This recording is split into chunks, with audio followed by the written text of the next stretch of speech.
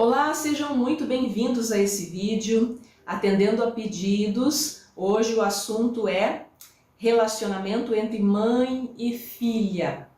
Os emaranhados que podem ocasionar por conta de um relacionamento que às vezes não é tão simples nem tão fácil de entender, né? E de ressignificar.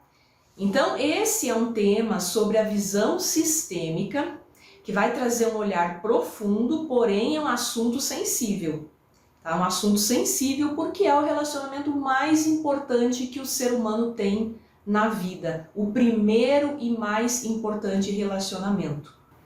E eu começo falando sobre esse tema, contando uma história.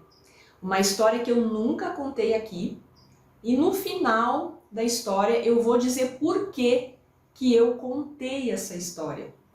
Era uma vez uma menina que cresceu num sítio, em uma família numerosa de 7 irmãos.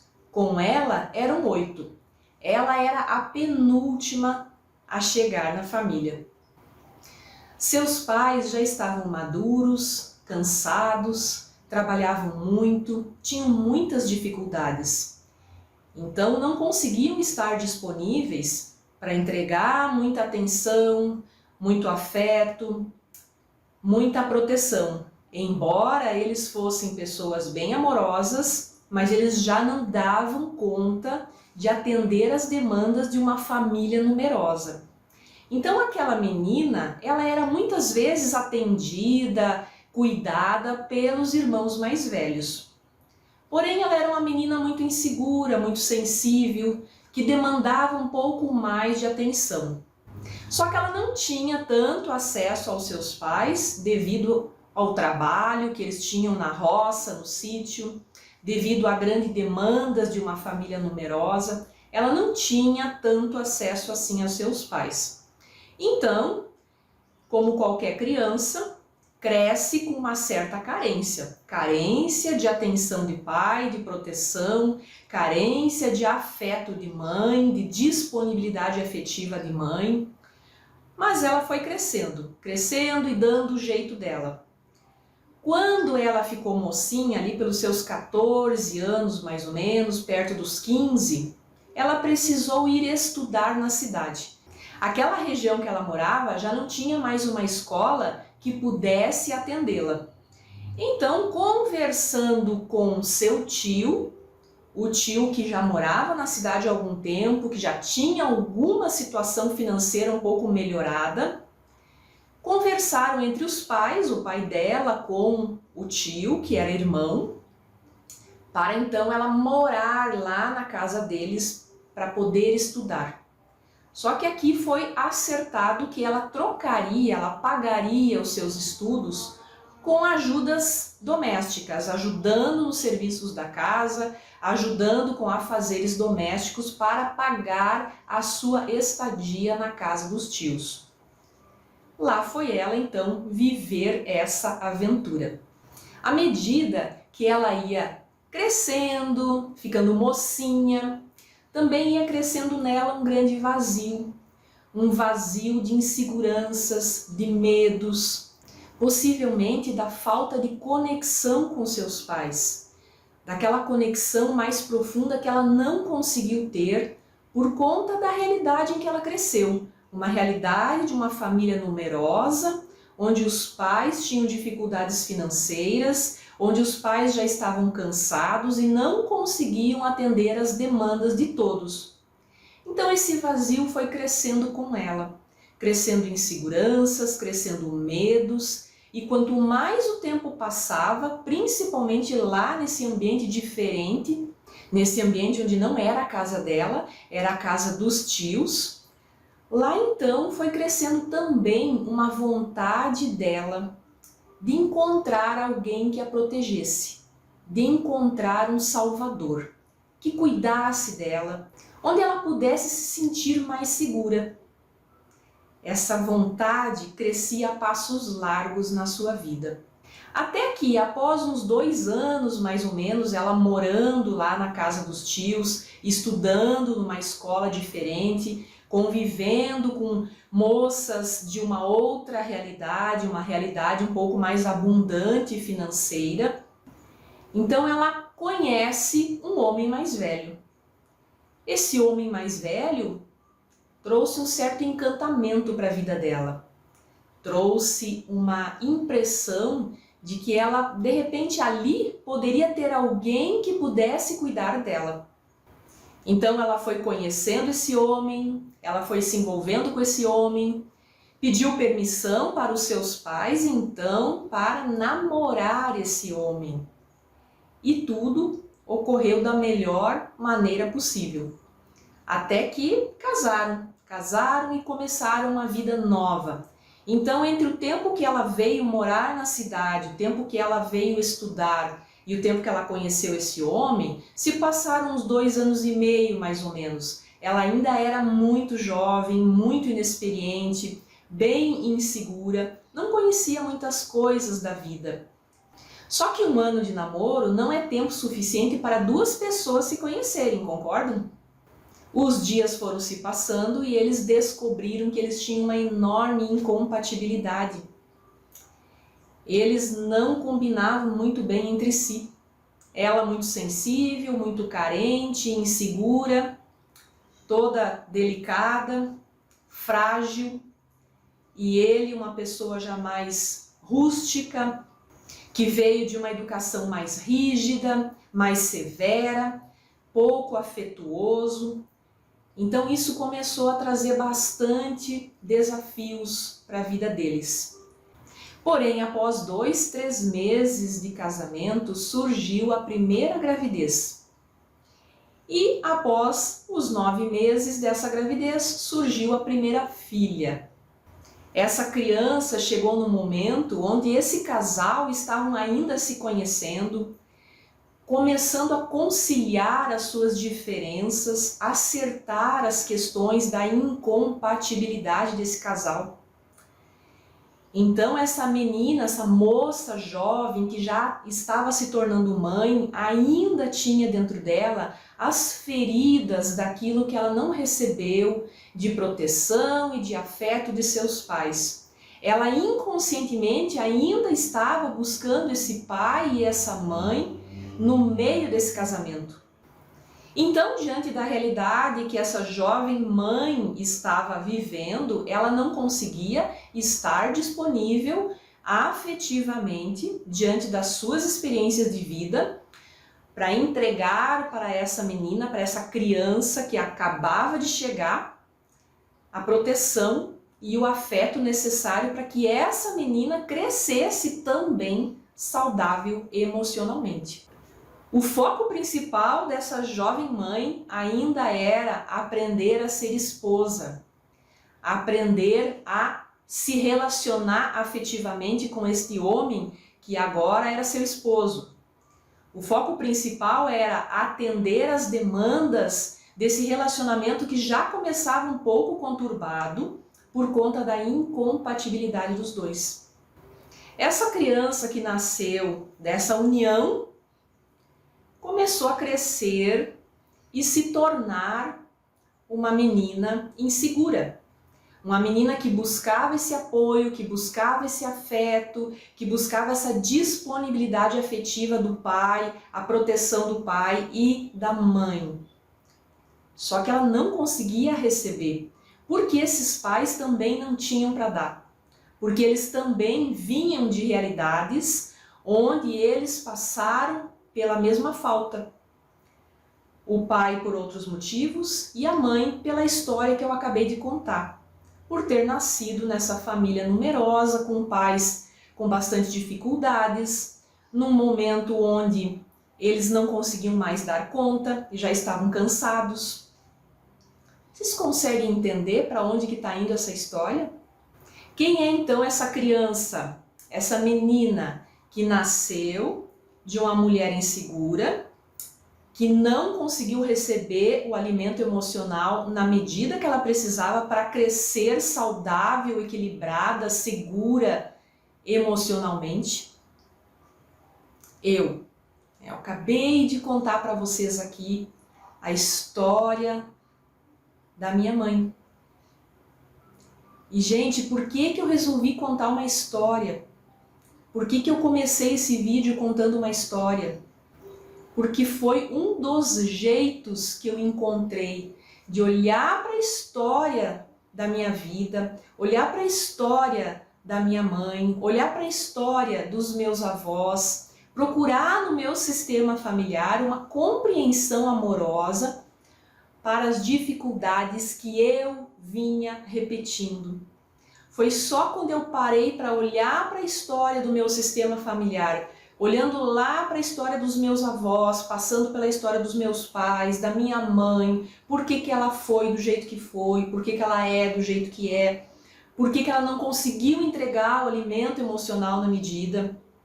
Foi só quando eu consegui contextualizar, colocar essa história dentro de um cenário que o meu coração acomodasse como, ok, agora você dá um lugar para tudo que foi, dá um lugar para tudo que aconteceu, solte as reivindicações, saia do vitimismo, olhe para tudo e entenda que diante desse cenário não tinha como ser diferente.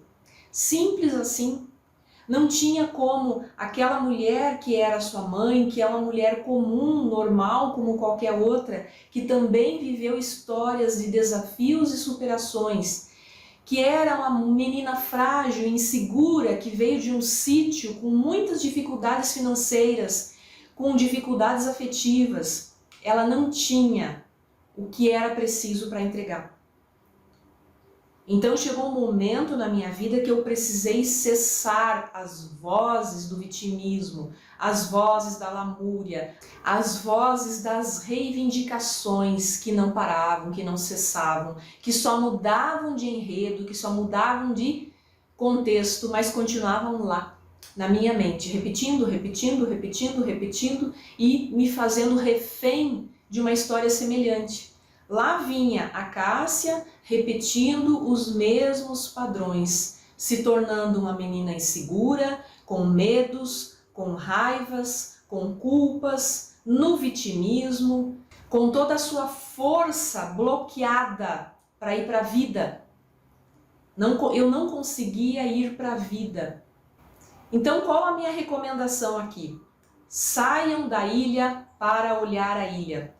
Saiam da história que vocês viveram, sentem-se um minuto como espectadores, como quem estivesse precisando escrever um texto.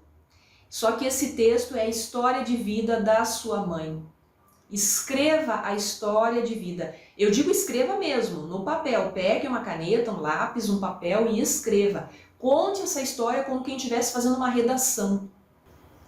Só que esqueçam por um minuto que a história que vocês vão escrever, que a redação que vocês vão fazer é da mãe de vocês. Falem daquela mulher que talvez, eu arrisco dizer que muitas filhas ainda não olharam para a história de vida de suas mães dessa forma. Eu sei disso porque eu já fiz esse teste em muitas pessoas que estão em atendimentos terapêuticos comigo e elas nunca tinham parado para olhar para a história da mãe dessa forma. Quando a gente olha para a história das nossas mães dessa forma e começamos a contextualizar como a história de vida de uma mulher comum, normal, cheia de limitações, de erros, de acertos, de dificuldades, fica mais fácil, gente. Só que antes de qualquer coisa, eu também quero dizer para vocês, não estou invalidando a dor de ninguém. Assim como não invalidei a minha dor, assim como eu precisei aprender a dar um lugar no coração para a minha dor, para minhas dificuldades, para as dores da minha criança e para as experiências que eu vivi. Só que eu dou um lugar de ressignificação, um lugar de aceitação. Ok, é isso aí. Foi como tinha que ser. Não tem como voltar atrás e fazer diferente. Mas eu preciso agora colocar num lugar de cura, num lugar de ressignificação. Só que o que acontece, gente? Muitas mulheres vão aprendendo a maternidade no meio do caminho, tá? Comigo foi assim, tá? Eu aprendi a ser mãe tropeçando e levantando. Os erros que eu, entre aspas, acho que foram cometidos lá na minha infância, eu arrisco dizer que eu cometi em número maior, em grau e número maior com o meu filho, tá? Então, é assim, a gente fica na reivindicação e não percebe que nós estamos fazendo às vezes muito pior. Ou que nós não estamos abertas para ressignificar, porque ainda nós estamos presas no vitimismo, na nossa criança ferida. Enquanto a gente fica ali permitindo que as dores da nossa criança ferida se potencializem, a gente não dá um lugar de cura no coração. Simples assim. A gente fica dando foco para as feridas se perpetuarem nas nossas vidas, tá? Então a gente precisa simplesmente um dia dizer sim para tudo. Ok, é isso que eu tenho, é isso que eu tenho para hoje. Não tem como ser diferente. Foi o que foi, é o que é.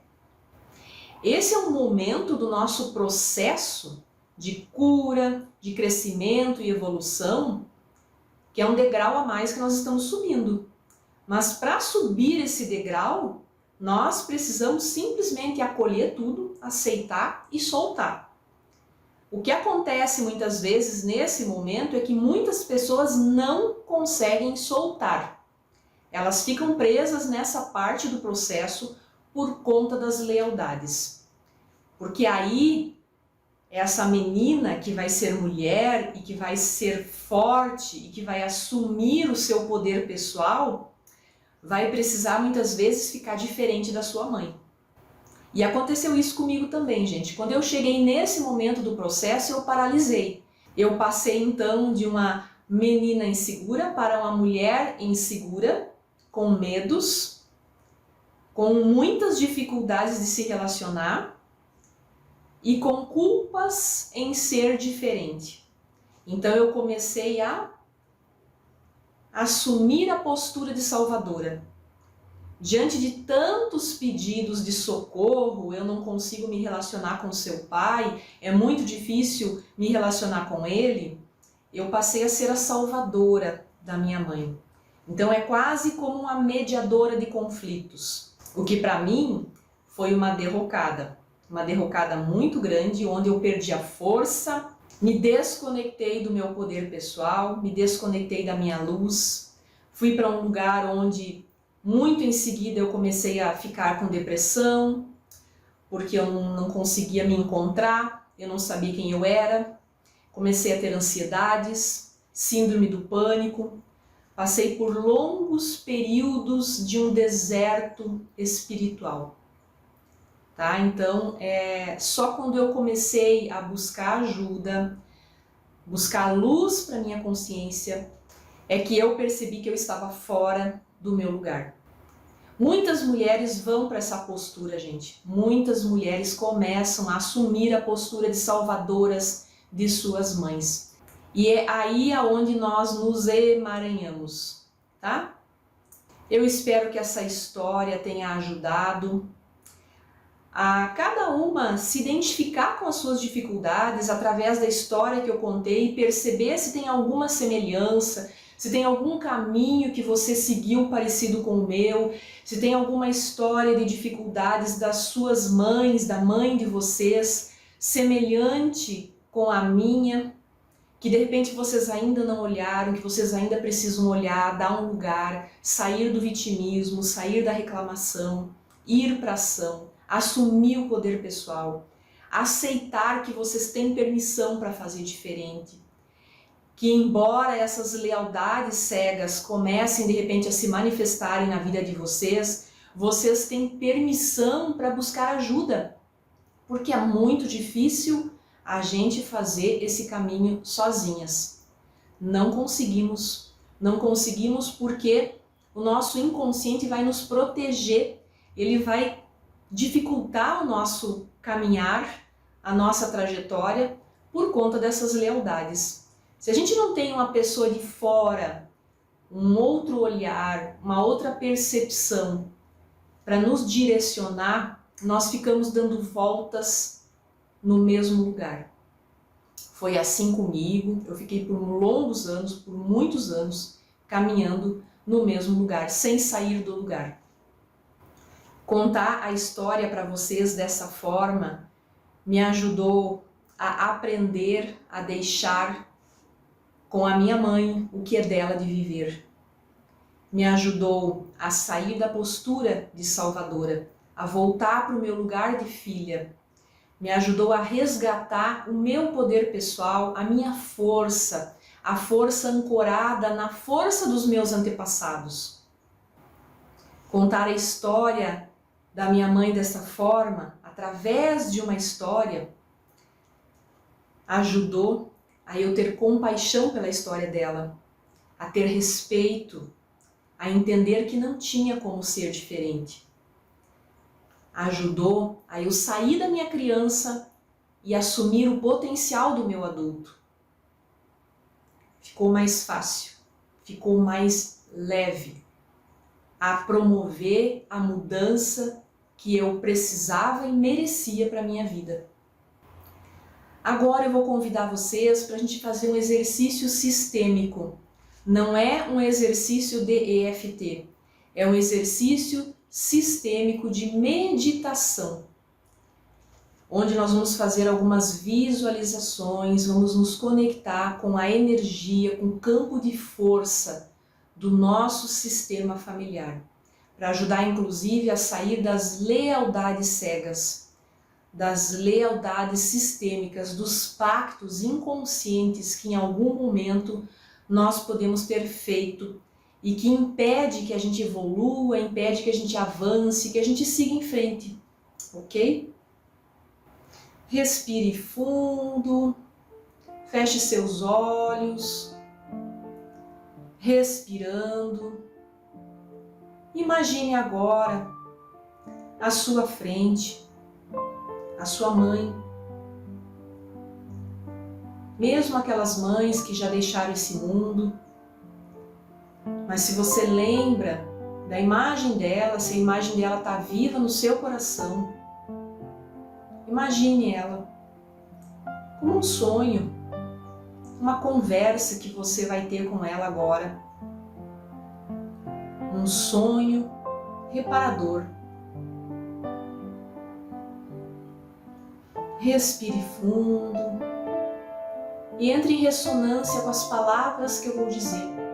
Você pode agora repetir essas palavras ou apenas ouvir. Respirando, e eu vou dizendo agora: amada mãe, eu sinto muito por todos os padrões negativos que foram passados por nossos ancestrais e que passou por você e chegou a mim. Eu sinto muito pelas inseguranças, pelos medos, pelas culpas, pelas raivas, pelas tristezas. Eu sinto muito por todas as experiências difíceis que você viveu. Eu solto agora qualquer pacto inconsciente que eu possa ter feito em relação à sua história de vida e que de alguma forma me aprisionou, me emaranhou, fazendo com que eu me pegue repetindo um destino semelhante, com as mesmas dificuldades. Eu sinto muito por aquilo que não deu certo entre você e meu pai. Eu estive por muito tempo fora do meu lugar de filha, tentando salvar você, tentando fazer por você. Agora eu volto para o meu lugar de filha, onde é o meu lugar de força, e dou um lugar no coração para a sua história. Dou um lugar no coração para a minha história de vida. Digo sim para tudo, porque agora eu tomo consciência também de que não tinha como ser diferente. mas me abro para a possibilidade de uma caminhada de vida mais leve, mais forte. Eu tomo a força da vida que eu recebi, com todo o meu amor, com toda a compaixão por tudo que foi. Me liberto de todo e qualquer pacto inconsciente de lealdades cegas que a minha criança interior possa ter feito em algum momento que ela tentou salvar você. Me conecto com a luz da consciência de todas as experiências e lições que eu herdei dessa caminhada. Me conecto com a luz da consciência de nossos antepassados e digo sim para a vida que eu estou construindo agora.